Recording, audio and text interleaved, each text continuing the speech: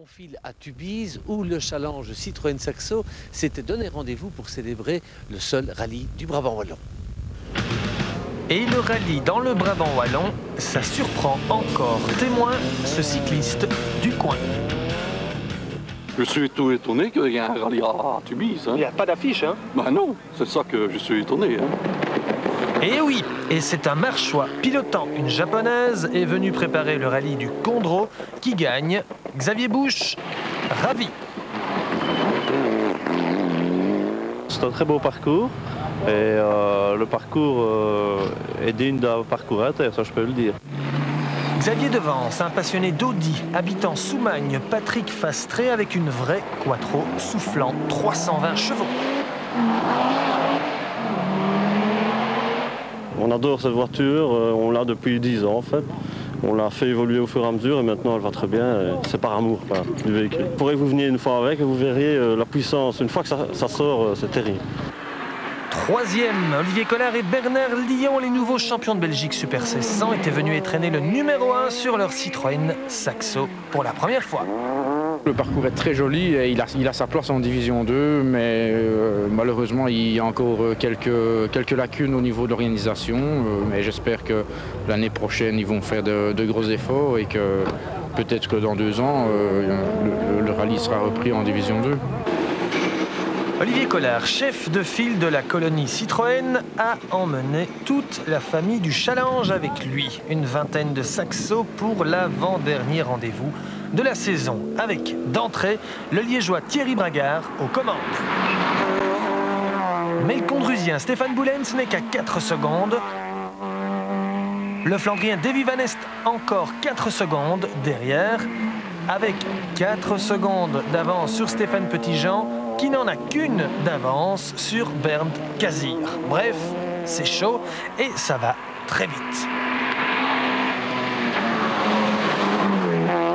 D'autant plus que les petits jeunes Chamel et Ska poussent eux aussi. Jean-Philippe Ska qui signe même son premier scratch de l'année dans le challenge Citroën Saxo, mais qui est encore un peu irrégulier. Il lui faut peut-être prendre un peu de force. Thierry Bragard, lui, n'en manque pas. Le leader du championnat pourrait d'ailleurs déjà être champion ici, alors il cravache sa Saxo avec un cœur gros comme ça.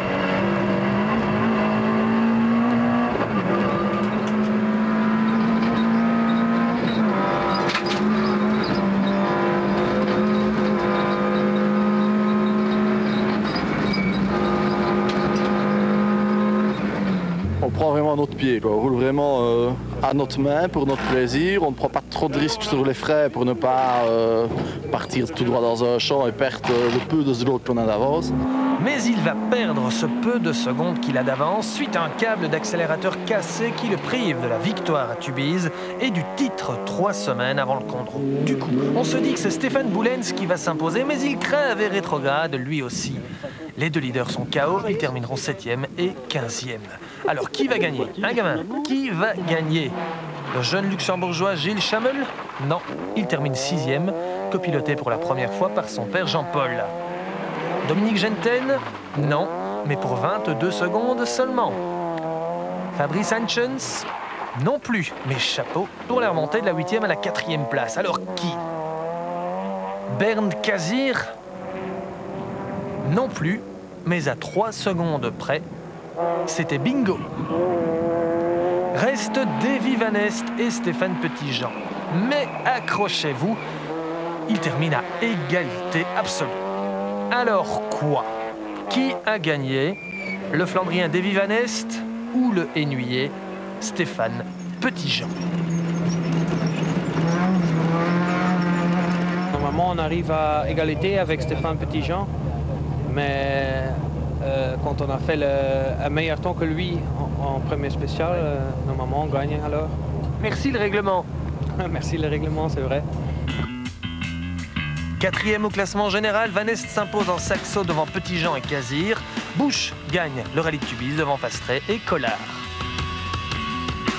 Au classement du challenge Citroën, une épreuve avant la fin, avant le Condro, Bragard est toujours en tête devant Van Est, Kazir, Hanches et Van Lanker.